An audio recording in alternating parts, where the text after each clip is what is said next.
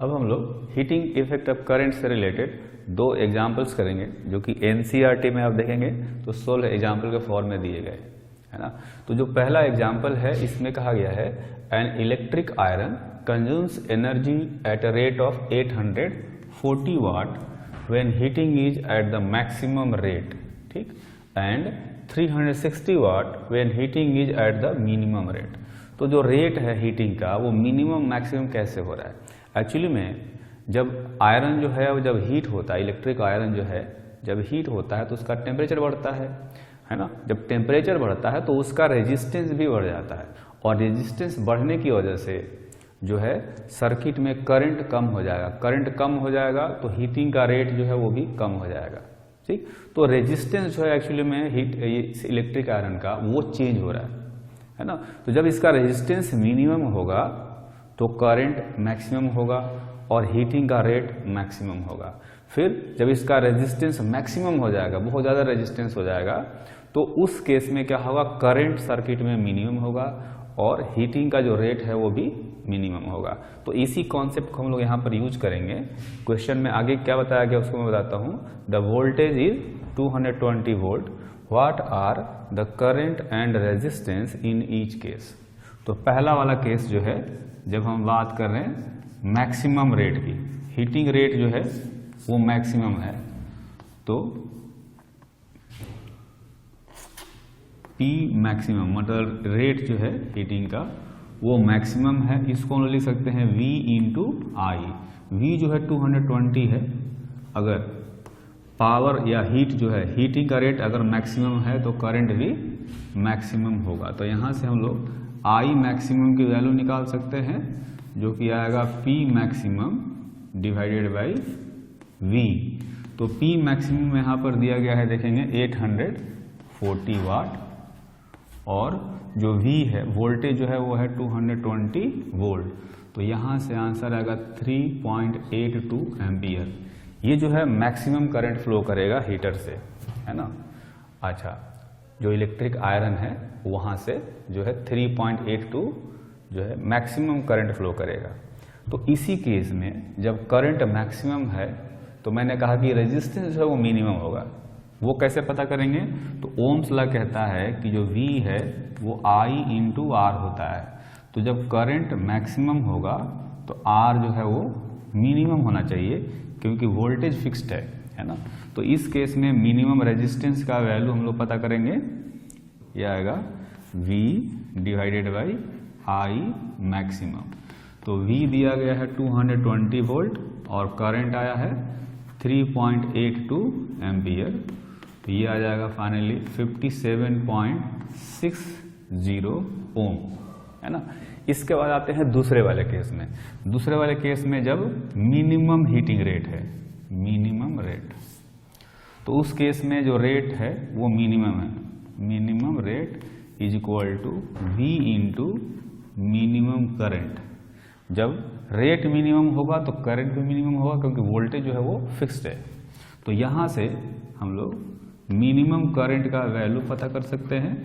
Minimum current आएगा minimum power divided by potential difference, है ना। यहाँ से मिनिमम पावर बाय V करेंगे तो I मिनिमम आ जाएगा। अब P मिनिमम देखेंगे, क्वेश्चन में दिया गया 360 वाट, 360 वाट, V है 220 वोल्ट, तो ये आ जाएगा 1.64 एम्पियर। तो ये जो है ये मिनिमम करंट हो गया, ठीक। जब मिनिमम करंट होगा तो उस इंस्टेंट पर क्या होगा, जो रेजिस्टेंस है इलेक्ट्रिक आयरन का वो मैक्सिमम होगा। तो मैक्सिमम रेजिस्टेंस भी निकालेंगे। यहाँ पर भी हम लोग ओम्स लॉ को जो है उसको यूज करेंगे। V is equal to I R होता है, क्योंकि I यहाँ पर मिनिमम है तो रेजिस्टेंस जो है यहाँ पर मैक्सिमम होगा क्योंकि दोनों का प्रोडक्ट जो है वो कांस्टेंट रखना है। तो यहाँ से जो मैक्सिमम रेजिस्टेंस है इसकी वैल्यू आप फाइंड करेंगे तो आएगा V by I minimum, V by I minimum. तो V है 220 वोल्ट और I मिनिमम आया है 1.64 एम्पियर, है ना। तो ये आ जाएगा 34.15 ओम, है ना। तो यहाँ पर जो रेजिस्टेंस है वो ज़्यादा है। देखेंगे यहाँ पर रेजिस्टेंस आया था 57.60 और यहाँ पर आया है 134.15 ओम। तो यहाँ पर रेजिस्टेंस जो है वो मैक्सिमम हो गया है। इसके बाद आते हैं अगले एग्जाम्पल पर। इसमें क्या कहा गया? कहा गया 100 joule of heat is produced each second in a 4 ohm resistance, find potential difference across the resistance, है ना।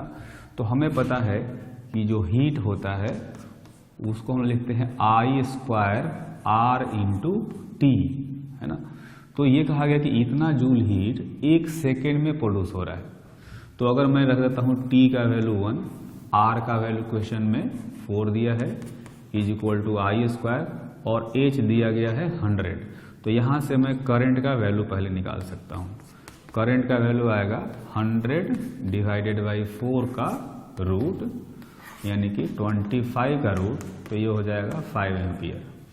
तो अगर 4 ओम रेजिस्टेंस से 100 जूल हीट 1 सेकेंड में जनरेट हो रहा है, इसका मतलब ये हुआ कि करंट वहाँ से 5 एम्पियर का फ्लो कर रहा होगा। अब निकालना है हमें पोटेंशियल डिफरेंस। तो ओम्स लॉ से हमें पता है ना, बाय ओम्स लॉ कि जो पोटेंशियल डिफरेंस है वो I इंटू आर के इक्वल होता है। तो I हमने फाइंड किया है 5 एम्पियर और रेजिस्टेंस जो है वो है 4 ओम, तो ये आ जाएगा 20 वोल्ट, है ना। तो जो पोटेंशियल डिफरेंस है वो फाइनली आया 20 वोल्ट। वैसे तो अगर देखा जाए तो किसी कंडक्टर का या किसी इलेक्ट्रिकल अप्लायंसेज का जो हीटिंग होता है वो हमारे काम का नहीं होता, हमारे लिए अनडिजायरेबल होता है।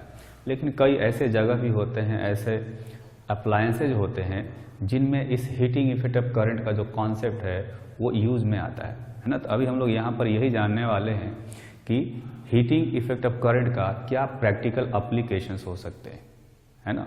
आप देखिए मैंने यहाँ पर एक नोट्स लिखा है, आप चाहें तो इसको भी नोट कर सकते हैं, है ना। ये बताया है in general heating of a conductor और electrical appliances is undesirable, however heating effect of electrical current has many useful applications. मतलब कई जगह जो है हमारे काम के लिए काम का होता है ये हीटिंग जो है ना। जैसे जो है इलेक्ट्रिक टोस्टर होता है, इलेक्ट्रिक आयरन होता है ना, हीटर होता है जहाँ पर हम लोग पानी गर्म करते हैं। तो यहाँ पर जो है इसका हीटिंग इफेक्ट का जो कॉन्सेप्ट है वो यूज में आता है। आपने देखा होगा जब बल्ब है, बल्ब के अंदर फिलामेंट होते हैं, है ना।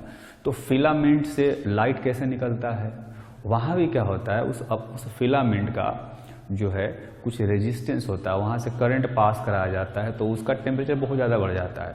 जब बहुत ज़्यादा टेम्परेचर बढ़ जाता है तो वहाँ से लाइट जो है वो इमिट होता है, ठीक। हीटिंग इफेक्ट करंट का यूज जो है फ्यूज में भी होता है ना। आपने देखा होगा घरों में फ्यूज लगाए जाते हैं कि जब कुछ फिक्स्ड करंट से ज़्यादा करंट अगर फ्लो करने लगेगा तो जो फ्यूज वायर है उसका मेल्टिंग पॉइंट कम होता है। तो अगर ज़्यादा करंट फ्लो करेगा तो उसका टेम्परेचर इतना बढ़ जाएगा कि वो मेल्ट हो जाएगा। मेल्ट होते ही क्या होगा, वहाँ से कनेक्शन टूट जाएगा, तो सर्किट कंप्लीट होगा नहीं, तो करंट फ्लो करेगा नहीं। और इस तरह से फ्यूज लगाकर हम लोग इलेक्ट्रिकल सर्किट को या कई सारे इलेक्ट्रिकल अप्लायंसेज को हम लोग प्रोटेक्ट करते हैं, ठीक। तो आगे मैंने इसी चीज़ को एक्सप्लेन किया हुआ है, यहाँ पर पढ़ते हैं इसको। क्या कहा है यहाँ पर, however heating effect of electrical current has many useful applications. कौन कौन से एप्लीकेशन है, electric iron, electric toaster, electric oven, electric kettle and electric heater are some of devices based on Joule heating. मतलब हीटिंग इफेक्ट ऑफ करंट का जो concept है उस पर ये जो अप्लायंसेज हैं वो वर्क करते हैं, ठीक। तो इनके बाद जो है जैसे कि मैंने बताया इलेक्ट्रिक बल्ब जो होता है उसमें भी हीटिंग इफेक्ट ऑफ करंट का कॉन्सेप्ट यूज किया जाता है। जैसे कहा गया है electric heating is also use to produce light as in electric bulb. जैसे बल्ब में यूज करते हैं हम लोग, है ना, उसमें फिलामेंट जो है वो टंगस्टन यूज किया जाता है।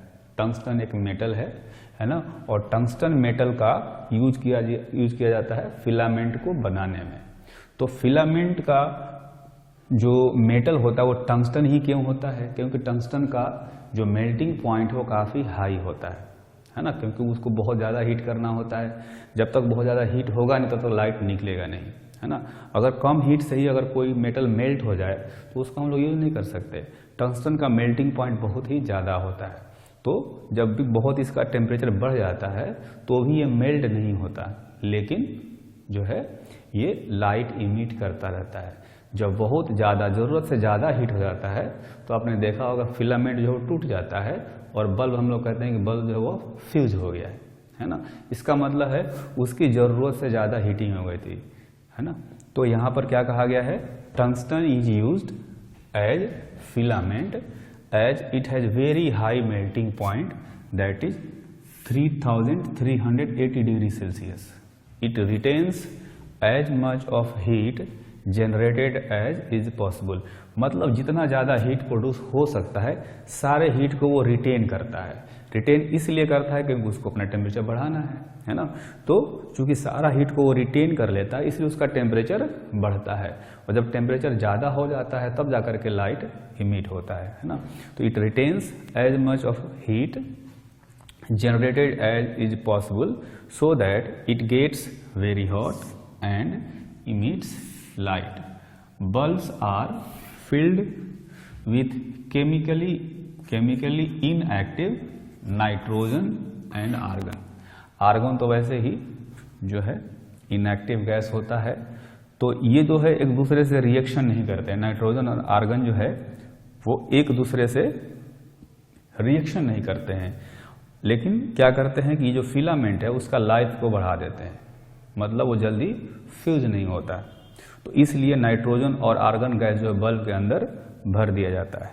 तो ये कहा गया है कि bulbs are filled with chemically inactive nitrogen and argon gases to prolong the life of filament. ठीक, तो ये यहाँ पर मैंने कुछ अप्लायंसेज का नाम बताया, वहाँ पर हीटिंग इफेक्ट का कॉन्सेप्ट यूज होता है। यहाँ पर बताया कि बल्ब के अंदर जो फिलामेंट होता है वहाँ भी हीटिंग इफेक्ट ऑफ करंट का कॉन्सेप्ट यूज होता है।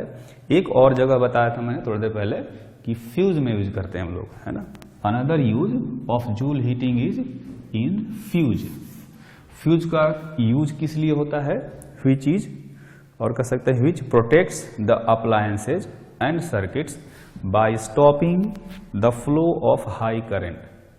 अगर सर्किट में बहुत हाई करंट फ्लो कर रहा हो तो फ्यूज वायर जो है वो मेल्ट हो जाता है, क्योंकि उसकी मेल्टिंग पॉइंट जो है वो थोड़ी कम रखी जाती है कि ज़रूरत से ज़्यादा करंट होते ही उसका टेम्परेचर इतना बढ़ जाएगा कि वो मेल्ट हो जाएगा, है ना। और जब मेल्ट हो जाएगा तो कनेक्शन टूट जाता है, वहाँ से कनेक्शन टूट जाने से सर्किट कंप्लीट नहीं होता और इसीलिए फिर करंट फ्लो नहीं होता है ना। तो यहाँ पर ये समझना है कि another use of joule heating is in fuse which protects the appliances and circuit by stopping the flow of high current।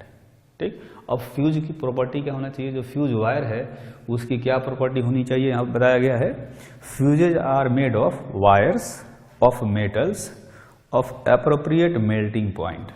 Appropriate melting point का मतलब एक लो वैल्यू ही होना चाहिए मेल्टिंग पॉइंट का, कि थोड़ा भी ज़्यादा करंट अगर जाए जितनी हमारे अप्लायंसेज को ज़रूरत नहीं है तो वो जल्दी से मेल्ट हो जाए, है ना।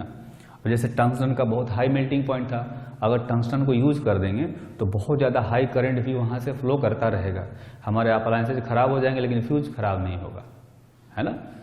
तो यहाँ पर इस फ्यूज का काम क्या है? हमारे अप्लायंसेज को सेव करना, है ना। तो अप्लायंसेज को सेव करने के लिए ज़रूरी है कि फ्यूज जो है वो पहले मेल्ट हो जाए, फ्यूज वायर जो है पहले मेल्ट हो जाए, और इसलिए उसका मेल्टिंग पॉइंट कम होना चाहिए। ठीक है, फिर भी कुछ फिक्स्ड वैल्यू ऐसी रखनी चाहिए कि थोड़ा भी करंट फ्लो होने पर मेल्ट नहीं होना चाहिए। इतना सफिशिएंट करंट तो फ्लो करे ही जिससे कि अपने अप्लायंसेज जो है वो काम करते रहे, है ना। तो ये कई तरह के जो यूजेज हैं यहाँ पर हीटिंग इफेक्ट करंट का यूज होता है।